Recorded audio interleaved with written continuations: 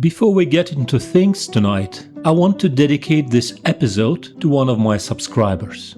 Oh, please don't laugh. I know my channel is tiny, and I actually get to know many of you by name.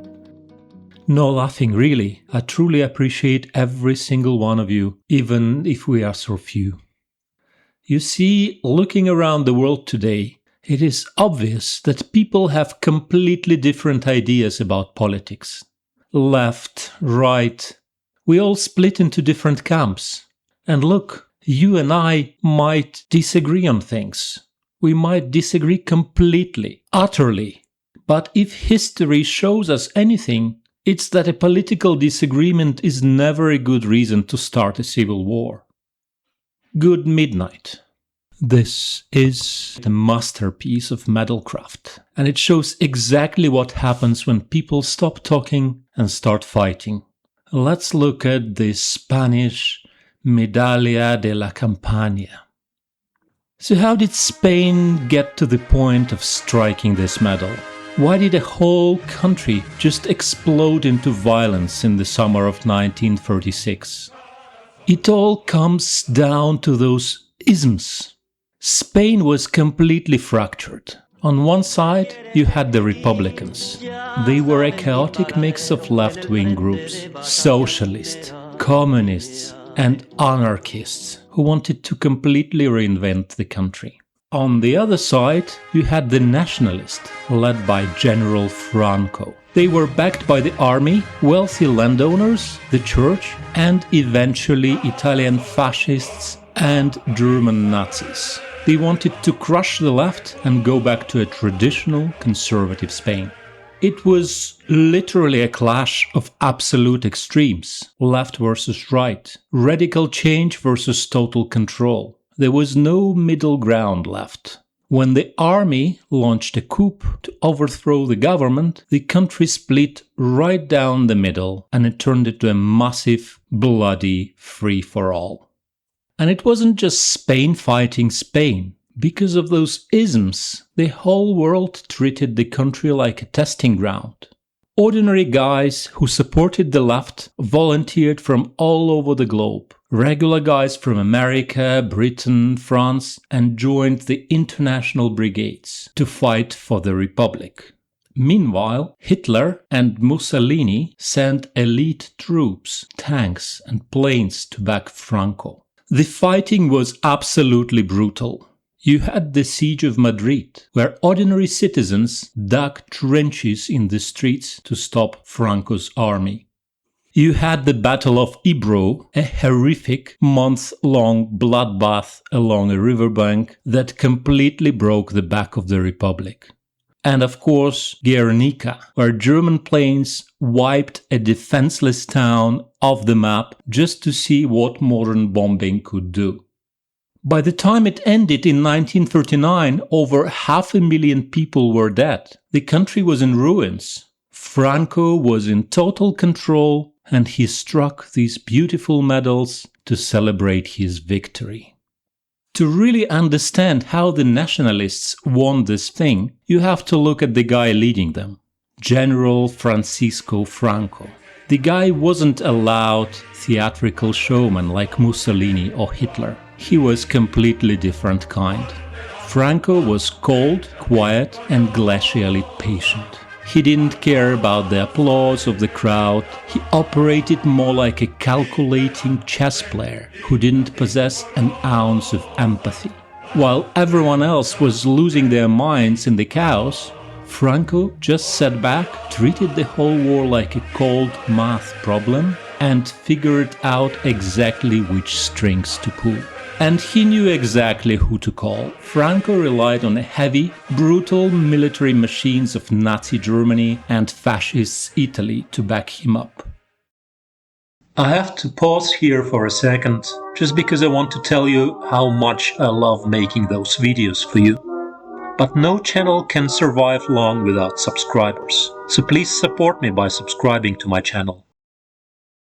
The Spanish Republicans, cornered and desperate, made a different choice, a fatal mistake. They put their trust in Moscow. They relied on the Soviet Union, a regime that is the absolute definition of cunning and unreliability. The brutal truth is that Russia always betrays its allies. And look, you don't have to go back to 1936 to see it. Just look at the wreckage of our world today. Where are Moscow grand promises now? Look at what happened at Saddam Hussein. Look at Muammar Gaddafi. Look at Bashar al-Assad, forced to run for his life. Or Nicolas Maduro in American prison. Or Ayatollah Khamenei of Iran. And the list goes on. To trust Moscow is to buy a ticket to your own ruin. I just hope Western leaders today learn this history lesson and will never repeat the mistake again. Now let's actually look at the medal itself, because honestly, it's a stunning piece of design. It was made by famous Spanish sculptor named Inocencio Madrano Trejo, and every little detail on it is loaded with meaning. It shows you exactly what both sides were fighting for. The obverse of the medal is a high-contrast matte black and gilt. It features a golden lion crushing a dragon underfoot. The dragon specifically bears a hammer and a sickle, representing the Republican forces.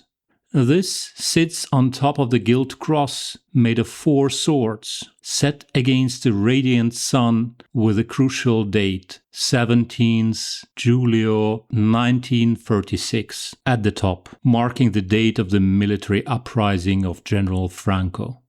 The entire scene is encircled by a gilt border of oak and laurel leaves and is signed España. Looking at the reverse, we see a gilt eagle soaring next to the yoke and arrows, holding a Francoist coat of arms, San Juan eagle, surrounded by the nationalist motto, Una grande libre imperial hisp glor, one great free imperial to the glory of Hispanic minting. And let's look at the ribbon. The ribbon that shows the Spanish flag with yellow in the center, red colors to the sides, has actually 2 variations. One has intense black borders on the flanks, and this is the frontline combatant ribbon. The other variation is the same, but the borders are green, and those are rear guards, non-combatant version ribbons. It is just amazing how much politics, history, and raw human emotion you can squeeze into a tiny piece of metal no bigger than the palm of your hand. It makes me think about a strange little fact.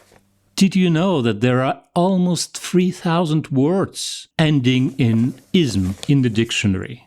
Some of them are actually beautiful, like humanism or positivism, great frameworks for trying to build a better world. So why is that we constantly choose to fight, bleed and die over the absolute worst ones? Fascism, communism, or, God forbid, Nazism? Why do we always seem to choose grand evil systems over a simple human kindness? Think about it next time you handle a medal forged from conflict. This was Solo with you tonight.